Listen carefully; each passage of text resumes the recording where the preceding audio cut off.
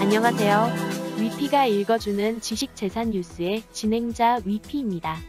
오늘은 그림 이야기를 해볼 건데요. 조선시대 화가인 김홍도에 대해 알아보겠습니다.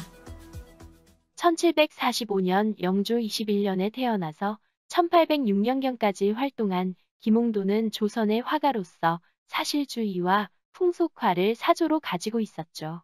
주요 작품으로는 단원 풍속도첩, 화성원행도 등이 있습니다. 서양 미술사조에서 19세기 중엽 사실주의가 유행하기 시작합니다. 이는 현실을 있는 그대로 묘사하고 재현하려는 창작 태도를 말하는데 주관적인 생각이 아닌 피사체에 대한 객관적인 관찰을 통해 있는 그대로 표현하는 것이 특징입니다. 그렇다면 우리나라 대표 사실주의 작가는 화법이나 색감에 있어 서양의 사실주의와 다소 차이가 있을지 모르지만 있는 그대로 묘사한다는 사실주의에 입각한다면 조선시대를 대표했던 풍속화의 대가 단원 김홍도입니다. 우선 김홍도의 저작권은 사후 70년이 지나 만료되었기 때문에 상업적 이용이 가능합니다. 김홍도의 그림은 프랑스 박물관에서도 그의 작품을 보관하고 있을 정도로 국제적으로도 관심이 많습니다. 실제 해외에서는 김홍도의 작품들을 인테리어 상품으로 사용하기도 하죠. 김홍도는 어렸을 때부터 그림에 소질이 있어 20살이라는 어린 나이에 당시 그림 그리는 일을 담당하던 정부기관 도화서의 화원이 되었습니다. 이른바 엘리트의 길을 걸었던 거죠. 중인 집안 출신인 그가 이렇게 일찍부터 벼슬을 얻고 탄탄한 예술의 길을 걷게 된 것은 그의 스승이자 명문 사대부였던 강세황 덕분이었습니다. 강세황은 그를 일찍부터 눈여겨봤죠. 그가 집필한 단원기를 살펴보면 전일을 갈 때부터 그림을 가르쳤다고 기록되어 있습니다. 그러던 김홍도가 본인의 실력을 처음 발휘한 작품은 1773년 영조와 왕세손 정조의 초상화를 그렸을 때입니다. 영조는 김홍도가 그린 자신의 초상화를 보고 공을 인정해 이듬해 사포서의 감목관이라는 벼슬을 하사하게 되고 우연하게도 스승 강세황도 사포서로 발령받아 사제가 함께 근무하게 됩니다.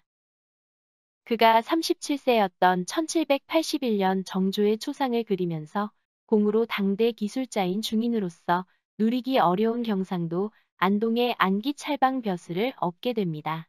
지난 30대 화가 생활의 정점을 찍는 일이었고 또 한 번 정조의 사랑을 한껏 받는 계기가 생기는데 1795년 2월 9일부터 16일까지 열린 정조의 효심에서 시작된 이 행사는 도성의 문무관을 포함한 모든 인원들이 장장 8일간의 대장정 동안 수원 화성으로 행차하는 일정이었습니다. 문무관의 과거시험, 군사훈련, 사도세자 육릉방문, 해경궁 홍시의 회가변 등 각종 무대 연출이 있었던 조선 대축제였죠. 김홍도, 김득신 등 당대 최고 화가들은 이 모든 과정을 그림으로 옮겨 화성능행 반차도를 팔폭병풍으로 남겼습니다. 이렇게 정조의 총애를 받으며 승승장구하던 김홍도는 1791년 충청도 연풍 현감에 제수되었지만 만 3년 만에 파직되면서 현감 자리를 내주고 평민으로 돌아가게 됩니다. 그는 평민 생활을 하며 산수, 화조, 인물화 등 자신이 그리고 싶은 것에 전념했는데 해산선악도, 마산청행도, 세마도 등 명작들을 쏟아냈고 50대에 이르러서는 김홍도의 그림들은 대담한 생략과 거침없는 붓길이 대가다운 모습을 보여줍니다.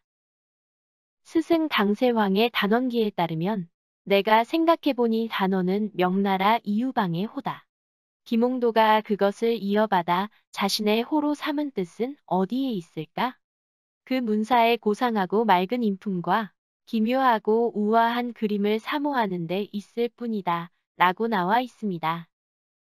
보통 이름 앞에 붙는 호를 자신이 직접 정한다는 정설로 비춰볼 때 김홍도는 자신을 명나라 이유방에 빗대어 살았는지도 모르는 일입니다. 이유방은 시, 서, 화의 두루 명석한 균형 있는 예술가였습니다. 다른 기록에서 봤을 때 음악에도 조예가 깊었다는 김홍도. 그는 그림뿐 아니라 글, 음악 등 여러 예술에 두루 뛰어난 아티스트가 되고 싶지 않았을까? 라는 생각을 해봅니다. 위피가 오늘 소개해드린 지식재산 이야기 단원 김홍도. 재미있으셨나요?